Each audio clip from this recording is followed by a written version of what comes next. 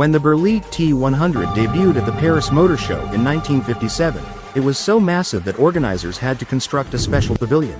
The truck simply couldn't fit inside the main hall. At 103 tons, this French-built colossus was designed for the harshest jobs imaginable, from hauling heavy equipment across the Sahara Desert to serving at remote uranium mining sites. Powering the T100 was a monstrous 29.6-liter Cummins V12 engine capable of producing up to 700 horsepower. But handling such a beast wasn't easy. Steering alone was so demanding that engineers added a separate Panhard motor just to control the steering system. This was a truck that didn't just move cargo, it wrestled with the environment itself. In 1962, engineers experimented by fitting one T100 with a gas turbine engine, but the idea was quickly abandoned after fuel consumption proved wildly impractical. In the end, only 4 units were ever built, making the T100 a true rarity. Today, one survives in a French museum, standing as a monument to audacious engineering and industrial ambition. The name Foolish Pleasure might sound playful, but this truck is pure power wrapped in style. At first glance, it looks like a spotless Kenworth W900, shining in a clean white finish. But beneath that polished exterior lies a monster built to thrill and terrify.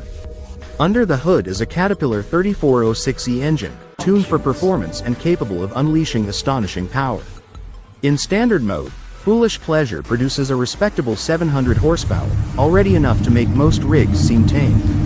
But switch it into race mode, and the engine transforms into a fire-breathing beast. Dynos struggle to measure the surge of power as tires scream, exhaust stacks erupt with fire and smoke, and the crowd erupts in cheers. This truck isn't built for hauling freight. Its true stage is the drag strip, where it competes in uphill races across the United States, both with and without a trailer.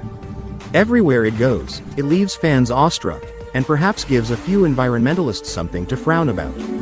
For its fans, though, Foolish Pleasure is the definition of diesel-fueled excitement. Meet Big Pete, the heavyweight champion of the monster truck world.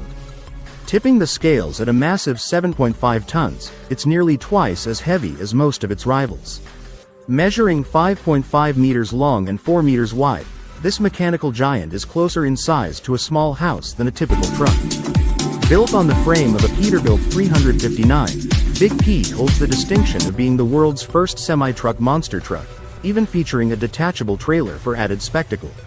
Under its aluminum hood sits a 7.4-liter Chevrolet V8 engine, but the real marvel lies in its military-grade transmission, capable of driving 4 separate axles.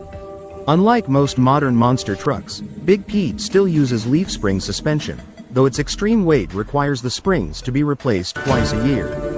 When Big Pete enters the arena, its sheer mass makes the earth tremble. As it crushes cars and launches into jumps, fans often joke that it isn't just a truck, it's a mobile seismic event that leaves crowds both shaken and amazed. When an oil tycoon builds an off-roader, you can be sure it won't be ordinary.